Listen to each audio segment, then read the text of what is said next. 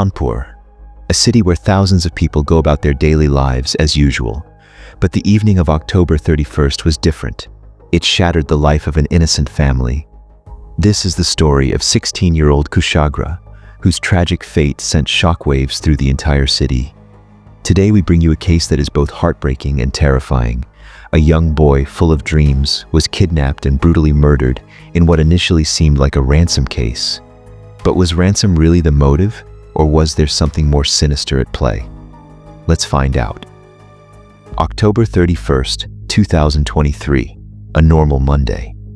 16-year-old Kushagra Kanodia, son of a well-known businessman in Kanpur, followed his daily routine. He attended school and then went to his coaching center, preparing for his future studies.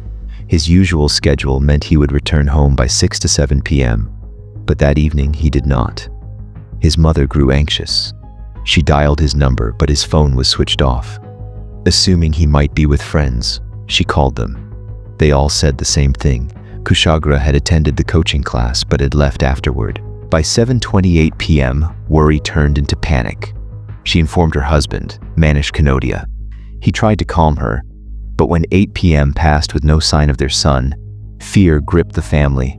And then, at exactly 8:10 p.m., a small piece of paper was thrown inside their house. The Kanodia family picked up the note. As soon as they read it, their worst fears were confirmed. Kushagra had been kidnapped. The letter demanded 30 lakh rupees, 3 million rupees, for his safe return. The kidnapper wrote, "I don't want to ruin your festival. Keep the money ready, and the boy will be returned in an hour. Allahu Akbar." It further instructed the family to put up religious flags outside their house once they had arranged the money. They were warned not to contact the police or anyone else from Lucknow family, or their son would be killed. The family was shaken. 3 million rupees was a massive sum, but they had the means to gather it. The real question was, could they trust the kidnappers? Would they actually let Kushagra go once they got the money? Making a crucial decision, they chose to inform the police immediately.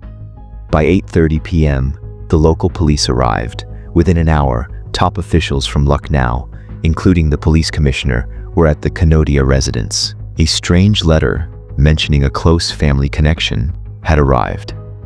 The moment the name of the Lucknow family appeared, it became clear the kidnapper was someone who knew them well. Without wasting time, the police began their investigation.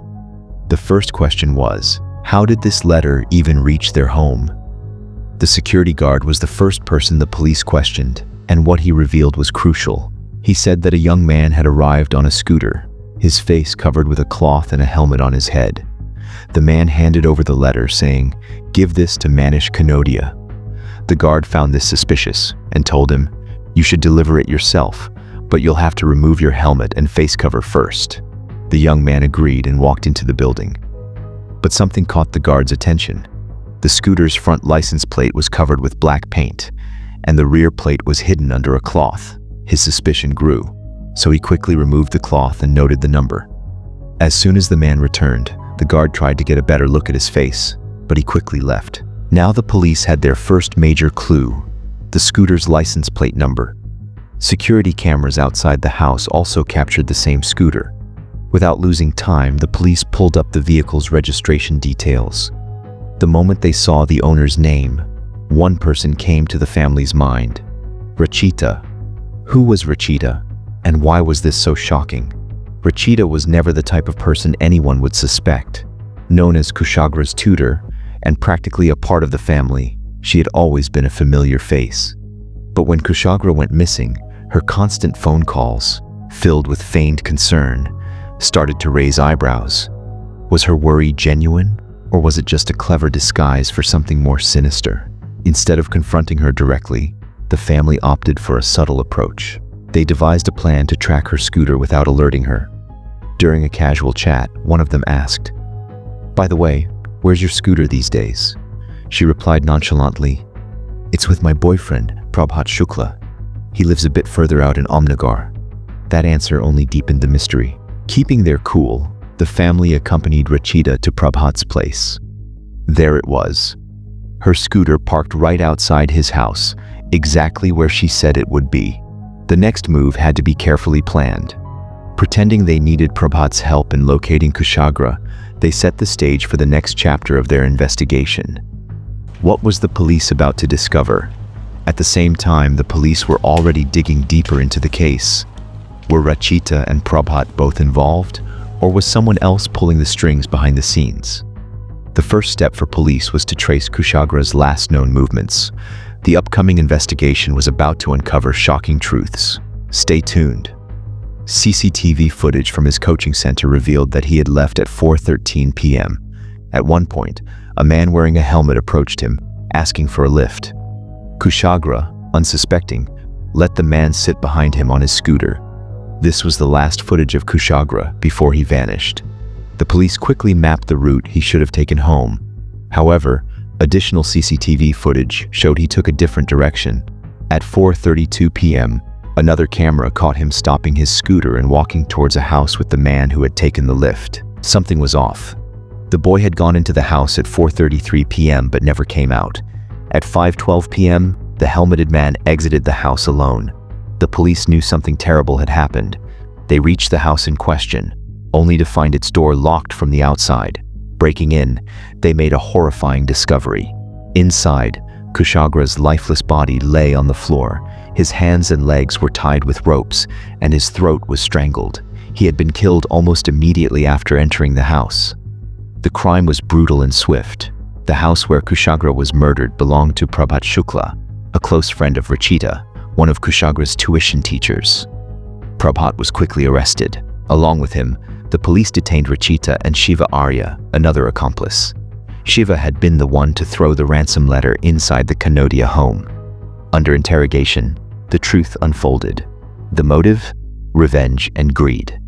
Rachita and Shiva had planned this kidnapping, intending to extract money from the wealthy Kanodia family. But, fearing that Kushagra might recognize them, they decided to kill him immediately after luring him into their trap. The ransom note was merely an afterthought, a desperate attempt to still get money, despite already committing the murder. Why did Rachita do this? The shocking truth behind her actions has left everyone stunned. During interrogation, she confessed that she was secretly involved in a relationship with Prabhat, had undergone abortions, and was living with her boyfriend in a live-in arrangement. She admitted to feeling broken and desperate for a new beginning. She wanted to settle down, and this time, she didn't want to go through another abortion. She wanted to become a mother. To fulfill her dream of starting a family, she and her boyfriend hatched a plan to abduct Kushagra. Their plan was to demand a ransom of 3 million rupees and use the money to build a new life. However, fearing capture and the consequences, she and her accomplice decided to murder Kushagra instead. However, some media sources speculated that Kushagra and his teacher had a secret affair, which fueled jealousy in her boyfriend Prabhat, who killed Kushagra instead of taking the ransom and letting him go. However, when police examined their calls and messages, they found no evidence to support this claim. The most astonishing part? It didn't take days, weeks, or months, just 6 hours for the entire mystery to unravel. The police not only recovered Kushagra's body, but also gathered crucial evidence to convict the accused in Kushagra's abduction and murder case.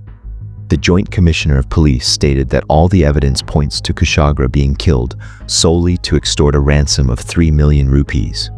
A key piece of evidence is CCTV footage showing Prabhat and Kushagra riding together on a scooter, clear proof that Prabhat carried out the murder after the abduction.